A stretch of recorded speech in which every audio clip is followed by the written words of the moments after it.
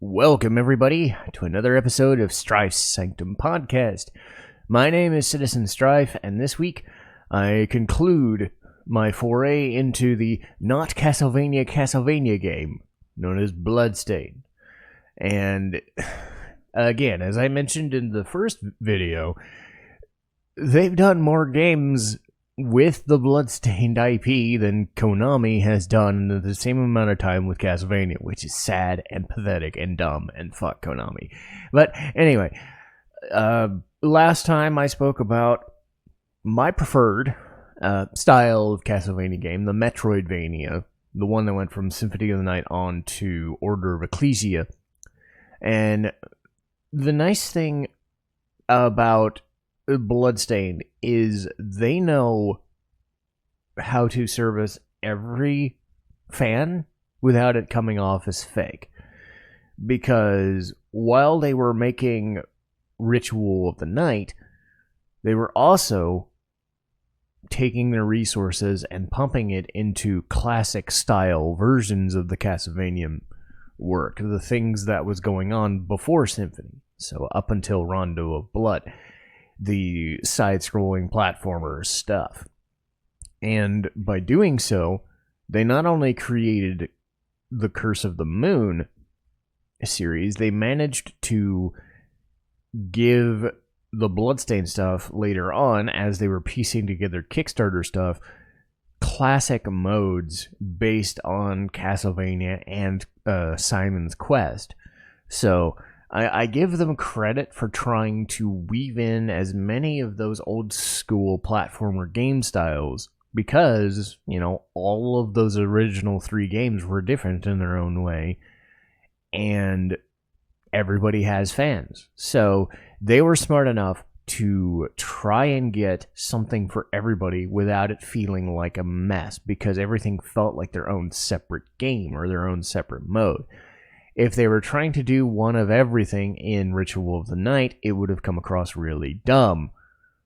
So they were smart enough, and they allocated resources to everything as they went, which is why something like this project takes 5 or 6 years to complete.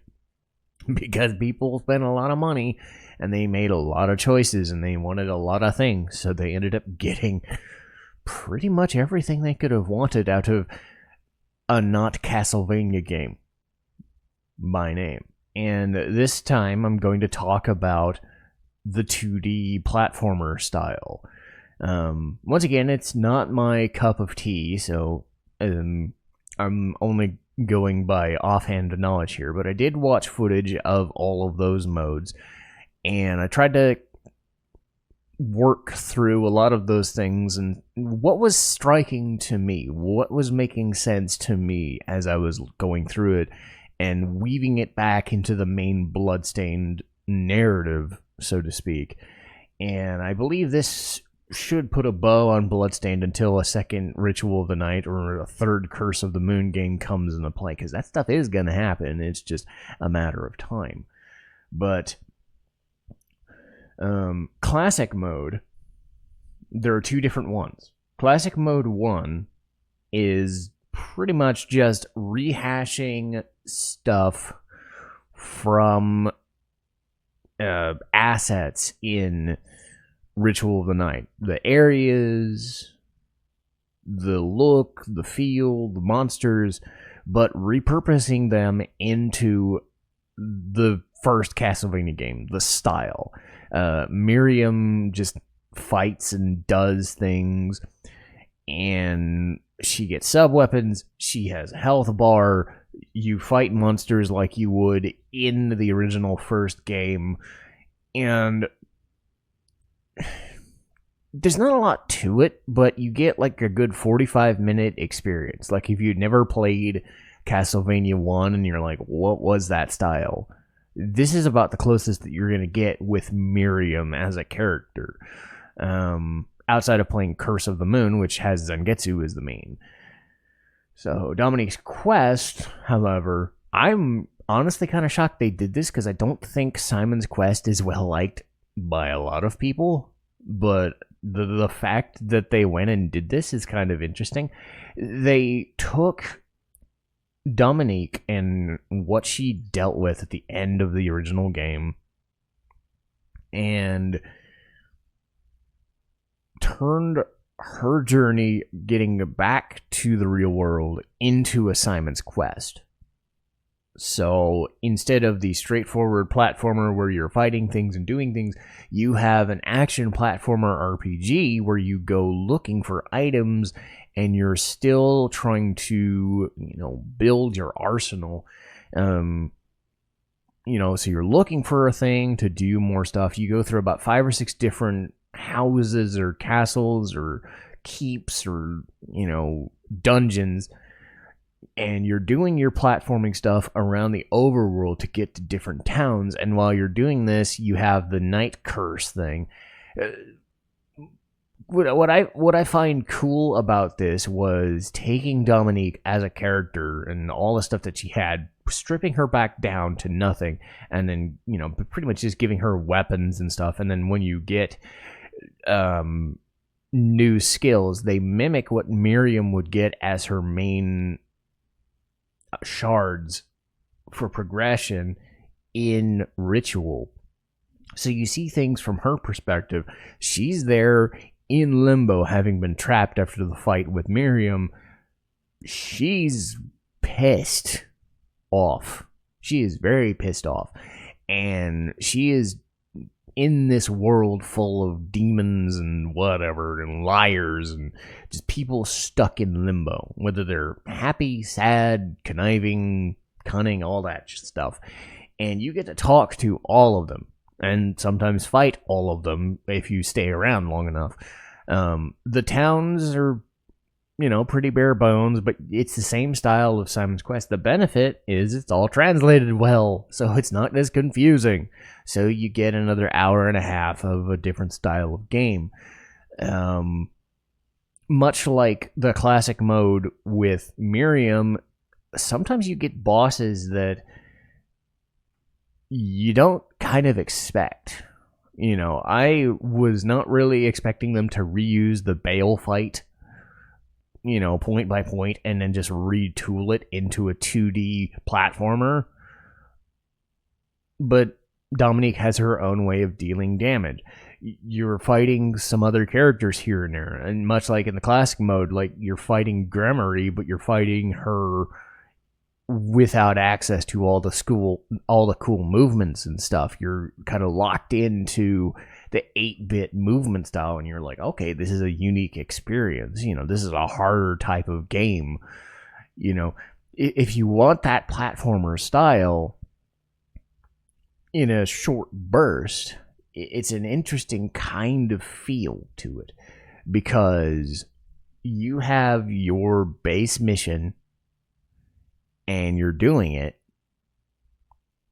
but it doesn't feel like, oh, we chopped this up and we did the thing and we went, because I would say Simon's or Dominique's Quest has a little bit more uniqueness to it, while still trying to be a reskin of Simon's Quest. Classic mode is very flimsy, but still in a good way. Like, how would I describe it? Like, it's not trying to be really amazing story-wise.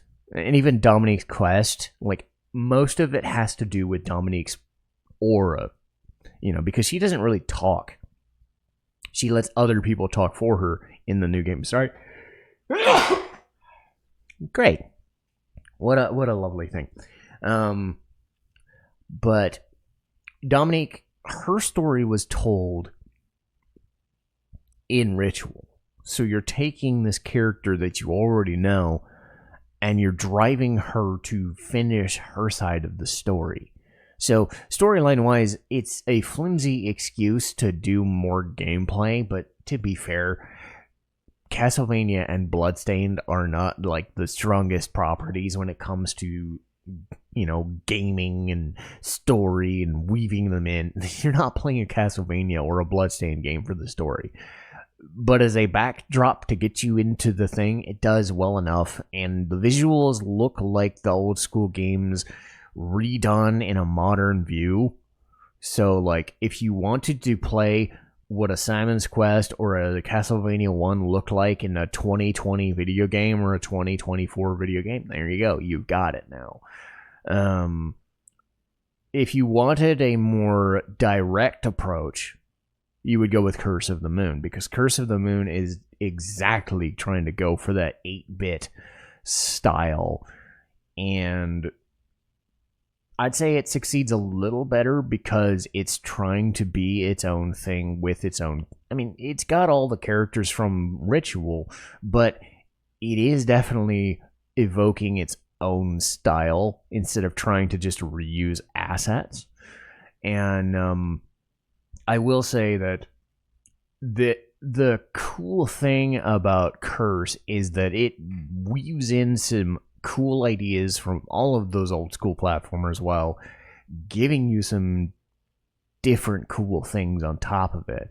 The main thing with this is you have Zangetsu looking to end a curse that he has. And first game, he's dealing mostly with Gremory as the main villain. Changes a little bit in the second game, but Gremory's still around, which is why in Ritual she's always still around too. She's kind of that ever-present death kind of character. Like, she will never seem to go away.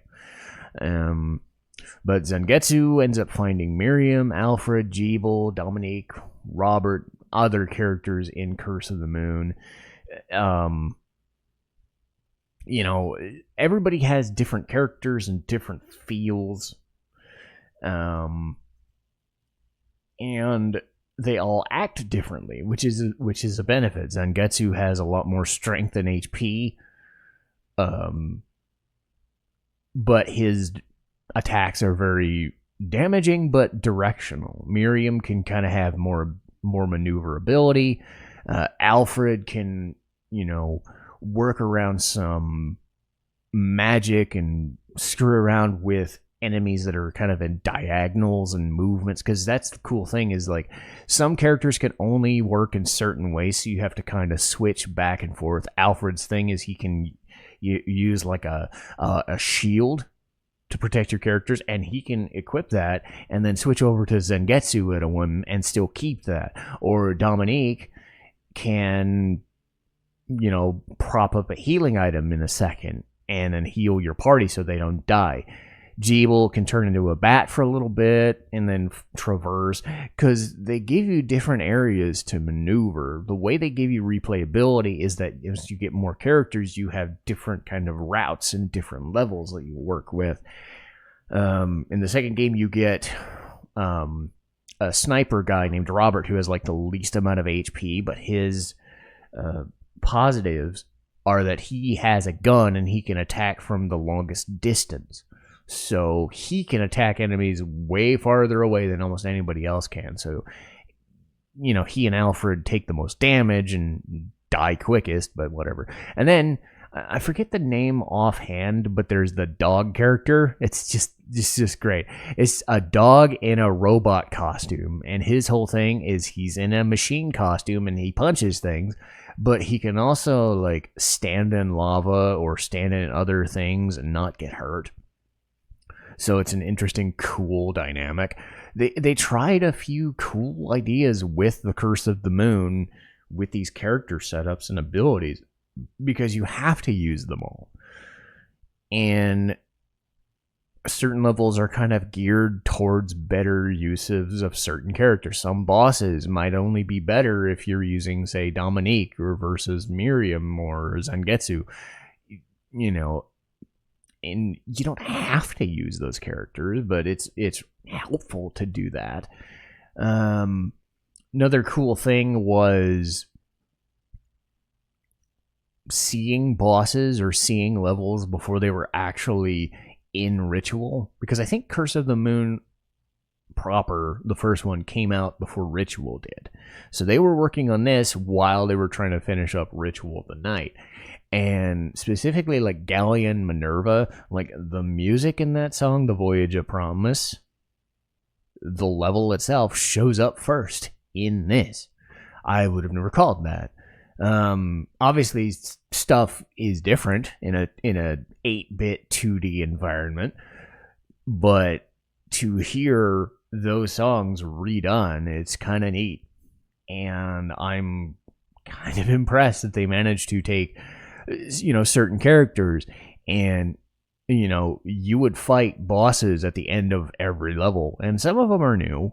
I remember specifically the forest level in the second game with the weird mushroom cloud thing that's trying to be a freaking succubus looking thing. It's a weird thing, but it's really just like a virus or a parasite. It's just kind of awkward. But some of the areas themselves can be dangerous too, because like when you're facing off against Gremory in both games, she sends off these like weird, I don't know if you'd call them locusts or just these like crushing stone things, just these things that chase you. And my fucking word, they are scary because they like take over the entire level, and certain spots in the area they'll chase you, or they'll take away your platforms, or they'll bust through a certain platform so that they become a death pit, and that is just frightening. These games don't mess around. They are definitely hard. When they get to Gremory's levels and that's all that stuff that's chasing you, they scaring the shit out of me. And I think they show up again with the other boss in Curse of the Moon 2. They reuse that, and it's just like, why did you bring that back? It's fucking suck. So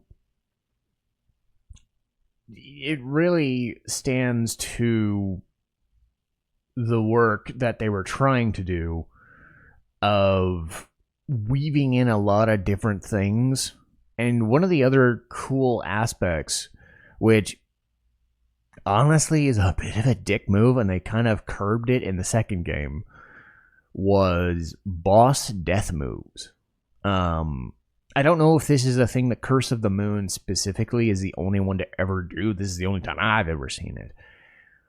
Was in the first game, if you beat a boss, and a few times in Curse of the Moon 2, if you take out a boss's HP, they have a death move. And some of it is either like a screen clearing thing, just exploding into a bunch of particles and you have to get to the side of the screen, all manner of things. But imagine if you're at like no health and you have like one character left and you're stuck. Or like that character you need is the only one. You have to kind of like gauge which character has the most health left so that they basically just tank the damage. And there's some boss fights where you're gonna be taking damage regardless. There's like one in Curse of the Moon 2, which is like this lava worm thing that it just runs around the screen really fast and it's hard to dodge their attacks. Or say you're dealing with Vepar from the first Ritual of the Night boss showing up again in this. If you're on the wrong platform, or if you're dealing with the spikes or the ice or the water, and you're just like, okay, now you got to fight it again, and then it just has an instant death move. It's like, what a dick move to throw at people, because the bosses themselves are hard enough as is. So I can understand why they stopped. Maybe they got criticism for doing that stuff in the original. I don't know. But for me, it just seems like a hat on a hat, so to speak. You don't need to make bosses any harder than they already are. You're just making it you're taking an already hard situation usually, and then adding in another piece of frustration just to kill you, because I didn't survive long enough against the boss's normal attack, so I'm just going to die to their super death move. Yeah, you can avoid them in some instances, but it just seems a little bit excess. But by and large, the aura of having all of these types of games in one package is anything anybody could ever want in this is not Castlevania, but it's totally Castlevania because we can. That was the mission statement that they were set out to do with this. And it didn't even matter like which style of game you preferred, because they had you covered, you know. And the fact that they had this in their back pocket and said, we'll just make it ourselves because this is what we want to do. So often it seems like you're not allowed to be what you want to be. Like certain game franchises, Final Fantasy, always want to try something different.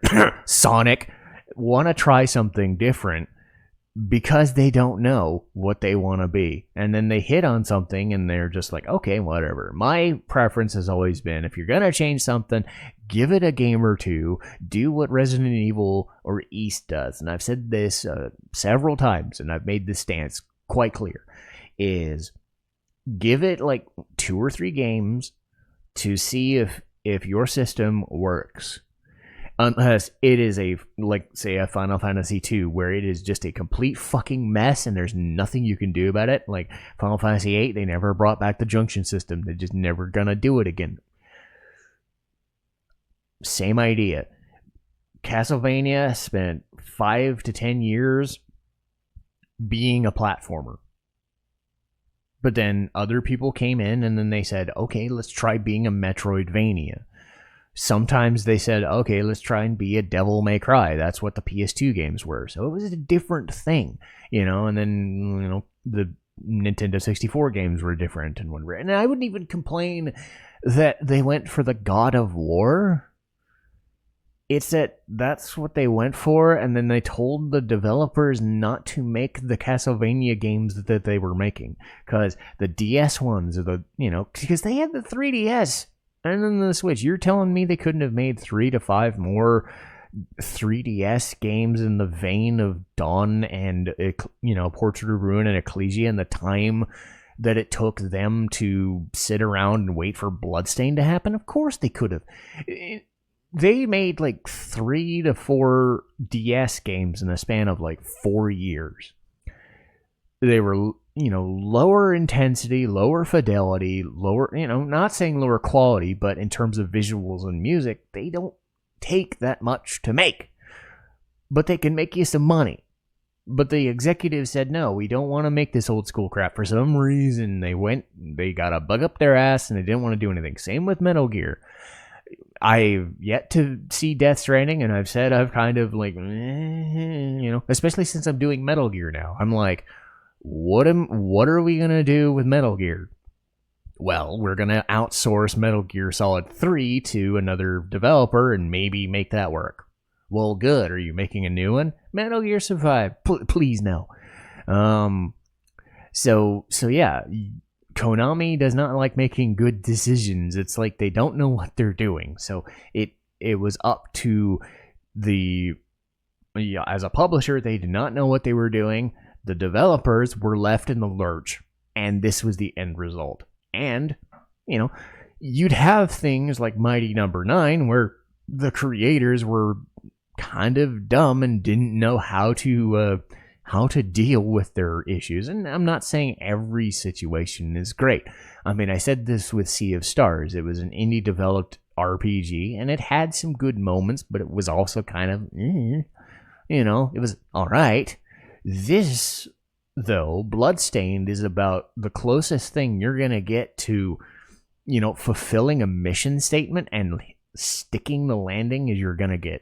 Maybe something like Shovel Knight, because that was its own thing, trying to do its own thing and be that. And I don't know what other games have been kickstarted to that level, so I'm not really a Kickstarter kind of guy, but it shows the value of being able to work with a Kickstarter program, still have some financial backing in other areas, but being committed to following your mantra that you are going to make the game that we used to make for the people that used to love them. And then word of mouth, because God forbid people liking a game tell other people that they like the game that they like, rather than chasing some random fucking thing. You know, again, so many times you're chasing endless amounts of people. There are not endless amounts of video game players in the world. You're not going to have every single person playing every single game. I don't care how popular a certain game is. I don't care how many people have played Minecraft. I don't care about Minecraft, and I'm not the only one. Sure, I might be one of the few, but you're not going to be able to get every single person to play every single game. It's just impossible. So, what you should do is, if you have a fan base already built in, which a game franchise like Castlevania, which had 30 years up to that point, give or take, of goodwill, barring a game or two going down the tubes, fine. Nobody gives a shit. A Castlevania series continuing on like nothing happened would have been the best thing that ever happened. But instead, what we got was Bloodstained. And now, everybody who wanted all the Castlevania stuff got what they wanted out of Bloodstained, because the people making it understood, we know how to make Castlevania games of any style, of anything. Let us do it. So they went and did it. And the people who liked Bloodstained told other people that they liked Bloodstained. It's amazing what good word of mouth does to sell a fucking product. It's mind-boggling that it takes that much effort to do a thing. I have a thing that I think is going to be good. I have the good people that are going to make it good because they made it good before. We know what we're doing. This is a testament to that sort of vibe. And I know this is harping less on the game and more on the publisher side, but man, this is so stupid because it's so simple. Bloodstained exists because Castlevania died. And unless Castlevania comes back and, a new developer under Konami's watch manages to do something, this is what Castlevania is going forward. And it's kind of sad because Castlevania should have had 4 or 5, maybe even 7 games in the time that, like, their last game was 2012? Any game style of anything with the Castlevania branding. They had a successful freaking anime series for like 5 freaking seasons. It's like, what the fuck are they doing? So, I'm sorry, I normally don't go on that soapbox every once in a while, but it just bears repeating that it's like, you have that successful IP and it just sits there in a fucking closet. And then the people making it go and prove how to fucking do it because that's what they spent their lives doing. Good people doing good things for good reasons make good products. It's kind of obvious, but whatever. But anyway, at the end of it all, would I recommend Bloodstained Ritual of the Night and Curse of the Moon? I think I've made my stance pretty well known on this one. But yeah, if you want a Castlevania game, the 2D versions, you go with Curse of the Moon. If you want, the 2D platformers. If you want the Metroidvania stuff, you got Ritual of the Night. And either one is going to serve you very, very well. And I hope and pray that a second one comes by the end of this decade or into the next decade, because they know what they're doing and how to do it. And I just want them to keep making it until they're just satisfied. But that'll do for this week. News on the schedule is Lee and I have recorded the end of Legaia 2. And got a podcast out of that. So that took about an hour and 15 minutes, give or take. And that will take place a little bit later. I think that will be the next game one, because we've got a couple of animes here and there. Going into October, I did finish the my favorite anime openings and endings ranking, and that took me a couple of days of just listening to songs over and over. Woo-hoo. But in a good way.